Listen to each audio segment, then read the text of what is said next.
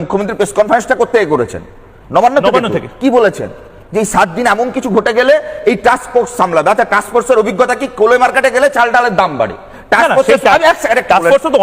একদম আমি প্রত্যেকের নাম ধরে বলবো। আচ্ছা আপনি বলুন তো, আপনি বুকে হাত দিয়ে বলুন, সুজিত বসু যদি কোনো কথা বলে সব্যসাচী দত্ত শুনবে? শশী পাজা যদি কোনো কথা বলে পরেশ পালা সুপ্তি পান্ডে শুনবে? আপনি বলুন ফিরাদ হাকিম কোনো কথা বললে অভিষেক বন্দ্যোপাধ্যায় শুনবে? আর একটা রাজ্যের প্রশাসনিক দপ্তর থেকে দলের কে দল সামলাবে সেই ঘোষণা মাননীয় মুখ্যমন্ত্রী করছেন। আমি বলছি তার মানে কি এই রাজ্যে আমরা যে এতদিন ধরে অভিযোগ করতাম যে কোনো ক্যাবিনেট মন্ত্রিসভা নেই, কোনো কালেকটিভ ডিসিশন নেই, সবটাই একজনের সিদ্ধান্তে চলছে, তার মানে উনি ভরসা করছেন না পরিবারের মধ্যে, দলের মধ্যে এবং প্রশাসনিক মহলে উনি কাউকে ভরসা করছেন না। এটা পশ্চিমবাংলার জন্য আরো বড় বিপজ্জনক। তার কারণ আপনারাও এখানে যে ন্যারেটিভ সেট করে দিচ্ছেন, আপনাদের মধ্যেও কি কোনো প্রশ্ন আছে নাকি যে অভিষেক মুখ্যমন্ত্রী হতে পারে? আমাদের মধ্যে নেই, বাংলার মানুষের মধ্যে নেই। বাংলার মানুষ অপেক্ষা করছে কবে এই রাজ্যে চুরি দুর্নীতির মাথারা জেলে যাবে।